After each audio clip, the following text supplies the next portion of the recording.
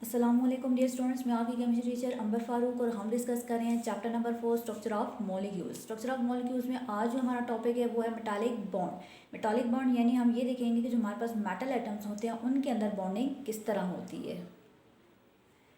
Metallic bond हमारे पास क्या होता है या फिर हमारे पास जो है मेटल्स के अंदर बॉन्डिंग किस तरह होती है। पहले हम मेटल्स के बारे में डिस्कस कर लेते हैं। मेटल जैसा कि हमें पता है कि इनको बोलते हैं, ऐसे एलिमेंट्स को बोलते हैं जो इलेक्ट्रॉन लूज करते हैं और जिनका एटॉमिक साइज जो है वो ग्रेटर होता है हमारे पास। ठीक है, मेटल्स हमारे पास क्या होते हैं, वो स्पीशीज जो इलेक्ट्रॉन लूज करते हैं और जिनका एटॉमिक साइज हमारे पास ग्रेटर होता है। तो यहाँ पर हमने कहा कि metals are form from atom not molecules. इससे पहले आपने डिस्कस किया कि जब कभी हमारे पास बॉन्डिंग होती है तो क्या बन जाते हैं, मॉलिक्यूल्स बन जाते हैं। लेकिन जो मेटल्स हैं हमारे पास, ठीक है, मेटल्स के अंदर क्या होते हैं, एटम्स होते हैं, मॉलिक्यूल्स नहीं होते। जब कोई भी मेटल हम लेंगे, चाहे कोई भी मेटल हो हमारे पास, जैसे कि गोल्ड है, तो वो हमारे पास किससे बनकर बनेगा, एटम से मिलकर बनेगा। ठीक है, वो हमारे पास गोल्ड के एटम से मिलकर बनेगा, बल्कि मॉलिक्यूल से मिलकर नहीं बनेगा। फॉर एग्जाम्पल आप देखिए, ये हमारे पास गोल्ड का एटम है। ठीक है, फॉर एग्जाम्पल हमारे पास गोल्ड मेटल है, ये हमारे पास, अब ये गोल्ड मेटल है, ये सारा गोल्ड मेटल किससे मिलकर बना हुआ है, गोल्ड के एटम से मिलकर बना हुआ है। ठीक है, यहाँ पर क्या मौजूद है, सारे गोल्ड के एटम्स मौजूद है, कोई भी मॉलिक्यूल मौजूद नहीं है।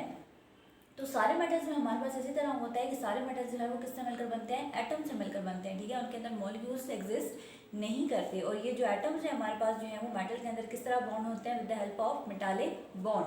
ठीक है, ये जो एटम्स है हमारे पास मेटल्स के अंदर, ये टाइटली बॉन्ड होते हैं एक दूसरे के साथ, किसके साथ, with the help of metallic bond. यानी जो मेटालिक बॉन्ड है ये एटम्स को मेटल्स के अंदर क्या कर देता है, टाइटली बाइंड कर देता है एक दूसरे के साथ। ठीक है, टाइटली एक दूसरे के साथ बाइंड कर देता है, जुड़ जाते हैं एक दूसरे के साथ। तो ये एटम्स हमारे पास जो बनी, आप देख लेंगे मेटल्स के अंदर हमारे पास क्या एग्जिस्ट करेंगे, एटम्स एग्जिस्ट करेंगे, कोई भी मॉलिक्यूल के फॉर्म में मौजूद नहीं होगा। इससे पहले हमने डिस्कस किया था कि जब कभी हमारे पास बॉन्डिंग होती है तो एटम्स मिलकर क्या बना देते हैं, मॉलिक्यूल्स बना देते हैं। जबकि मेटल का केस हमारे पास क्या है, डिफरेंट है। मेटल का केस हमारे पास डिफरेंट होगा। मेटल के अंदर सारे क्या मौजूद होंगे, एटम्स मौजूद होंगे। जैसे इसके अंदर आपको नजर आ रहे हैं, ये सारे क्या है, गोल्ड के एटम्स हैं, और ये सारे के सारे एटम्स एक दूसरे के साथ किस तरह बॉन्डेड है, with the help of metallic bond. तो ठीक है, मेटालिक बॉन्ड का काम हमारे पास क्या होगा, मेटालिक बॉन्ड हमारे पास वो वाला बॉन्ड होगा जो मेटल के अंदर एटम्स को क्या करेगा, एक दूसरे के साथ बॉन्डेड करेगा, एक दूसरे के साथ टाइटली कंबाइन कर देगा। उसे हम क्या बोलेंगे, मेटालिक बॉन्ड बोलेंगे।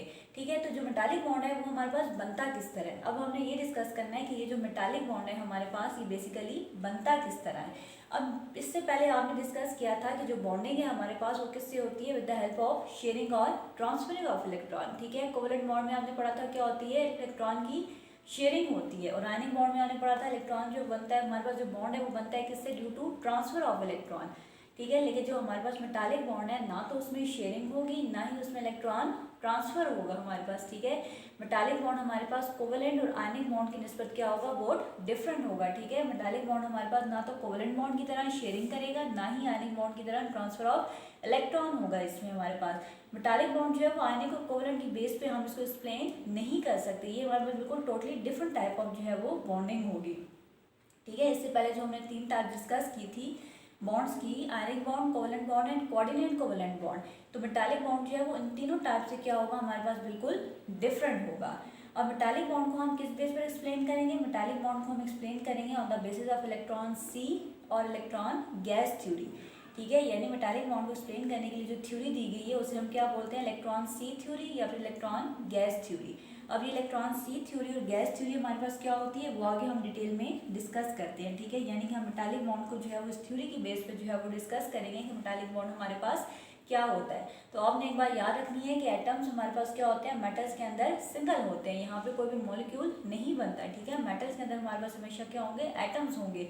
मेटल हमेशा एटम से मिलकर बनेगा, इसके अंदर कोई भी मॉलिक्यूल्स नहीं होंगे।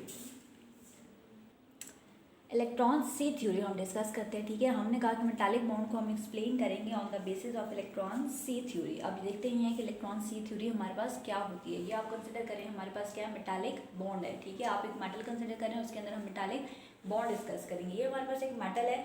अब मेटल के अंदर हमारे पास क्या होता है, मेटल के अंदर हमारे पास ये होता है कि metal atom loose electron and form cations. ठीक है, ये जो हमारे पास मेटल के एटम्स हैं, ये सारे आपको जो नजर आ रहे हैं पॉजिटिवली चार्ज, ये क्या है, हमारे पास मेटल एटम्स है। फॉर एग्जांपल आप कंसिडर करें ये हमारे पास आयरन मेटल है, तो ये सारे एटम किसके होंगे, आयरन के होंगे हमारे पास। तो मेटल से हमारे पास क्या होता है, मेटल से हमारे पास ये होता है कि मेटल के एटम्स क्या कर देते हैं, इलेक्ट्रॉन लूज कर देते हैं और क्या बना देते हैं, कैटाइंस। जैसे कि आपको इस डायग्राम में नजर आ रहा है, सारे एटम से क्या किया हुआ, अपना अपना इलेक्ट्रॉन लूज किया हुआ है। ठीक है, ये डॉट आपको नजर आ रहे हैं, ये बेसिकली हमारे पास क्या है, इलेक्ट्रॉन्स हैं।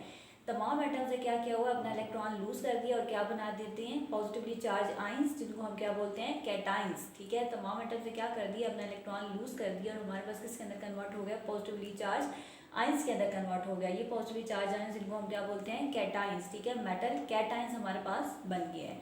अब इन इलेक्ट्रॉन्स के साथ क्या होगा, ठीक है, आउटर इलेक्ट्रॉन्स आर डीलोकलाइज्ड। अब ये जो इलेक्ट्रॉन है, ठीक है, ये जो डॉट हमने डाले ये क्या है, हमारे पास इलेक्ट्रॉन को शो कर रहे हैं।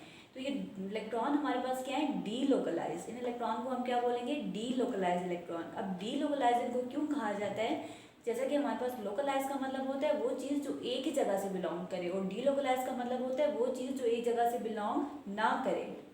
ये तमाम इलेक्ट्रॉन हमारे पास अब क्या है, डीलोकलाइज है। ठीक है, पिछली बॉडी में हमने डिस्कस किया था इलेक्ट्रॉन क्या होते हैं, लोकलाइज्ड होते हैं, लेकिन यहाँ पर इलेक्ट्रॉन हमारे पास क्या है, डीलोकलाइज है। डीलोकलाइज क्या मतलब, do not belong to any one atom but move freely like a cloud of negative charge. ठीक है, इसमें आपको ये बताया जा रहा है कि ये जो इलेक्ट्रॉन है हमारे पास ये डीलोकलाइज है। डीलोकलाइज का मतलब है ये इलेक्ट्रॉन फ्रीली मूव कर सकते हैं। ठीक है, मेटल के एटम से इनको लूज कर दिया। अब ये इलेक्ट्रॉन हमारे पास जो है वो किसी एक एटम से बिलोंग नहीं कर रहे। फॉर एग्जांपल ये इलेक्ट्रॉन है, अगर इसको इस एटम ने हमारे पास लूज किया तो अब ये इलेक्ट्रॉन लूज होने के बाद इस एटम से बिलोंग नहीं कर रहा, बल्कि इसके इर्द गिर्द जितने भी एटम मौजूद हैं उन सब से बिलोंग करेगा। ठीक है, तो हमारे पास ये एटम क्या हो गया, डीलोकलाइज हो गया। एटम में जो हमारे पास इलेक्ट्रॉन लूज कर देंगे तो इलेक्ट्रॉन हमारे पास क्या हो जाएंगे, डीलोकलाइज हो जाएंगे, मतलब वो किसी एक एटम से बिलोंग नहीं करेंगे। ठीक है, ये सारे इलेक्ट्रॉन हमारे पास क्या हो गए, डीलोकलाइज, मतलब ये किसी एक एटम से बिलोंग नहीं कर रहे, बल्कि ये सारे इलेक्ट्रॉन हमारे पास क्या कर सकते हैं, फ्रीली मूव कर सकते हैं। ये सारे इलेक्ट्रॉन क्या करेंगे, फ्रीली मूव करेंगे like a cloud of negative charge. यानी ये इस तरह मूव करेंगे कि हमारे पास जो है वो मेटल कैटायंस के इर्द क्या बन जाएगा, इलेक्ट्रॉन का एक क्लाउड बन जाएगा। ठीक है, मेटल कैटायंस के इर्द क्या बन जाएगा, एक इलेक्ट्रॉन का क्लाउड्स बन जाएगा, क्योंकि ये इलेक्ट्रॉन क्या कर सकते हैं, फ्रीली मूव कर सकते हैं, क्योंकि अभी किसी एक एटम से बिलोंग नहीं करते, इसलिए हम क्या बोलते हैं, डीलोकलाइज। ठीक है, डीलोकलाइज का मतलब होता है वो चीज़ जो किसी एक जगह से बिलोंग ना करे। तो ये तमाम इलेक्ट्रॉन अब किसी एक एटम से बिलोंग नहीं करते, तो ये फ्रीली मूव कर सकते हैं। और जब ये फ्रीली मूव करेंगे तो ये मेटल कैटायंस के इर्द क्या बना देंगे, इलेक्ट्रॉनिक क्लाउड बना देंगे। ठीक है, नेगेटिव चार्ज का एक क्लाउड बना देंगे। तो हम ये भी कह सकते हैं कि ये फ्री इलेक्ट्रॉन बेसिकली क्या बना देंगे, सी बना देंगे। ठीक है, इन मेटल कैटायंस के इर्द गिर्द क्या बन जाएगा, इलेक्ट्रॉन का एक सी बन जाएगा, जिसके अंदर क्या डिप्ट होंगे, मेटल कैटायंस।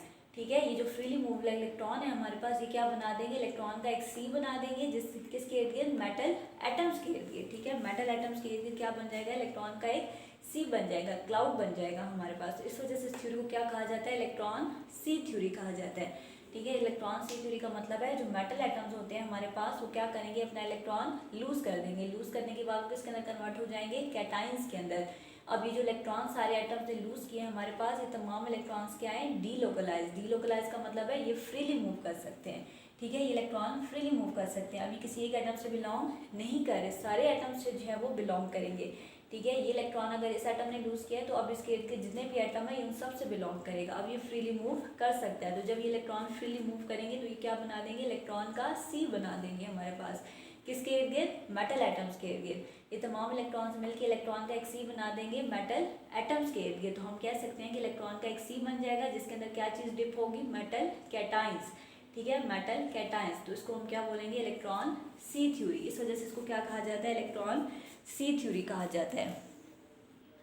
अब क्या होगा हमारे पास, अब इन नेगेटिवली चार्ज इलेक्ट्रॉन्स और पॉजिटिवली चार्ज कैटायंस के दरमियान क्या होगी, फोर्स ऑफ अट्रैक्शन होगी। ठीक है, अब नेगेटिवली चार्ज इलेक्ट्रॉन्स और पॉजिटिवली चार्ज मेटल कैटायंस के दरमियान क्या होगी, फोर्स ऑफ अट्रैक्शन होगी। तो वो जो फोर्स ऑफ अट्रैक्शन होगी उसे हम क्या बोलेंगे, मेटालिक बॉन्ड बोलेंगे। तो मेटालिक बॉन्ड की डेफिनेशन हमारे पास क्या बनी, force of attraction between metal cations and surrounding sea of electron is known as metallic bond. ठीक है, हमारे पास इन मेटालिक कैटाइंस और इन फ्री इलेक्ट्रॉन्स के दरमियान जो फोर्स ऑफ अट्रैक्शन है उसे हम क्या बोलेंगे, मेटालिक बॉन्ड बोलेंगे। ठीक है, इन फ्री इलेक्ट्रॉन्स और इन मेटल्स के दरमियान जो फोर्स ऑफ अट्रैक्शन है उसे हम क्या बोलेंगे, मेटालिक बॉन्ड बोलेंगे।